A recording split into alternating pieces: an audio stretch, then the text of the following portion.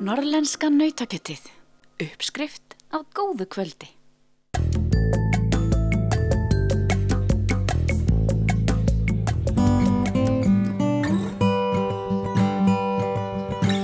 Það hafa verið gefnar út ansi margar bækur fugla í gegnum tíðina og að minnstakosti ein bók fugla kemur út nú fyrir jólin.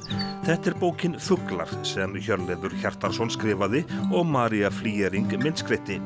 Þetta dálítið óvenjuleg fuglabók því Hjörleifur manngerir fuglana og höfundarnir ganga svo langt að segja að þetta sé tæplega góð fuglagreiningabók. Það byrjar eiginlega þannig að ég gerði sýningu sem hét Friðland fuglana út í Svarfaðardal í Húsabakka. Kona mín gerði síðan sýningu í byggðasafninu Hvoli sjófugla og fékk þá ránflugurinn til að myndskreita og mig til að gera texta og þar lágu leiður okkar saman og þá eiginlega svona fundum við þá út að við yrðum að gera bók.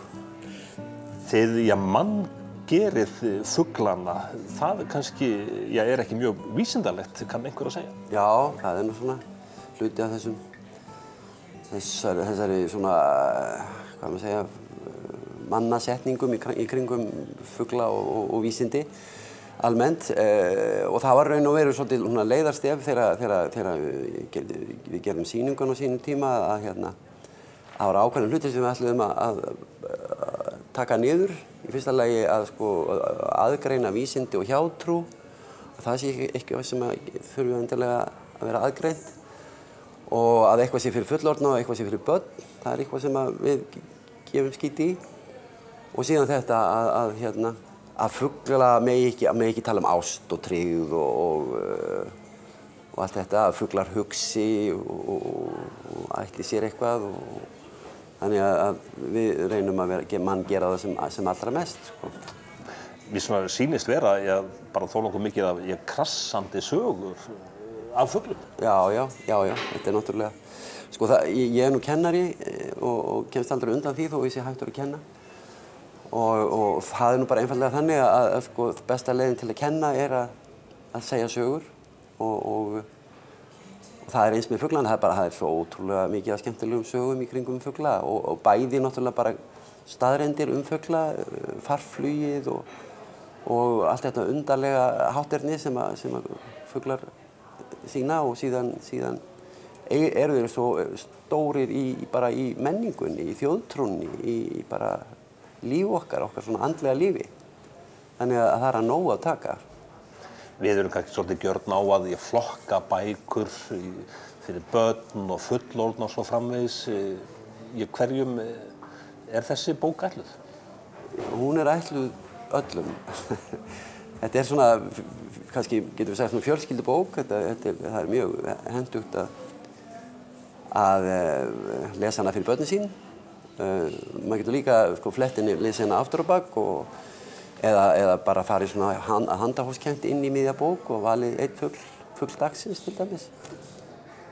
Þið eru með alls konar fugla, þið eru með baðendur og þarna Andrés önd og fleiri. Þau koma við sögu, Þetta eru fuglar landsins, þetta eru þeir fuglar sem teljast íslenski. Það eru fuglar sem fæðast á Íslandi, þeir eru íslenski, þeir eru með íslenskt vegabréf og það eru svona það 75 tegundir og þar setjum við mörkin en baðendurnar enda að sleppa þarna inn líka og aðeins tölum við Andrés önd og nokkra fleiri svona fræga fugla. En það þannig að hver og einn á sinn uppáhaldsfugl? Já, ég get alveg ímyndað með það en auðvitað þannig að það ákveðnu fugla sem eru alveg í einhverjum sérflokki hjá þjóðinni, þeir sem koma með vorið og lóan og þrösturinn og vorbúðarnir, þeir hafa einhverja sérstakann sess í okkar lífi en svo til dæmis sjófuglar og líf sjófuglana, það svo ótrúlega skemmtilegt og áhugavert að þegar maður farinn að velta þess fyrir sér þá koma þeir allt eins til greina eins og lóan. En það nú greinilega heilmikill fróðleikur í bókinni þótt að þið takið ykkur í raun og veru ekkert of alvarlega. Já, þetta við ljúgum ekkert miklu en það stendur nú aftan á henni þetta sé vond fuglagreiningabók og þeir séu illa teiknaðir og textin sé tilgerðarlegur Það er auðvitað bara sölutrygg sko, þetta góð fuglagreiningar og já, þetta er fróðleikur heilmikill sko. Hjörleifur segir að nú tæki við að kynna bókina eitthvað, en hann segir að þetta verkefni hafi verið afar skemmtilegt. Já, alveg óskaplega gaman skrifa og raunar bara gaman að fást við þennan hluta veraldarinnar sem er fuglalífið á Íslandi. Sko. Þinn uppáhaldsfugl? Já, ég hef nú verið spurður af þessu og ég lentur í vandræðum en þá svaraði ég og ég ætla bara að svara því aftur sko, hrossagaugurinn kom dálítið upp í huga minn. Hann er dálítið skemmtilegur, sérstaklega fyrir hvað hann er skuldbindingafælinn og einrænn. Hann er alltaf einn og hann er rétt bara svona meðan hann er að finna sér maka og koma upp nýri kynslóð að hann hefur tíma til að svona veita einhverjum öðrum hrossagaugum athygli en það tekur ekki langan tíma. Hvers konar fugl er furðufugl? Já, sko, þetta eru allt saman furðufuglar og það sem er svo merkilegt að þeir eru hver með sínu sniði. Það flýgur engin fugl eins til dæmis eins og alla flugvélar fljúga með nákvæmlega sama hætti en sko, hver fugl flýgur á sinn sérstaka hátt.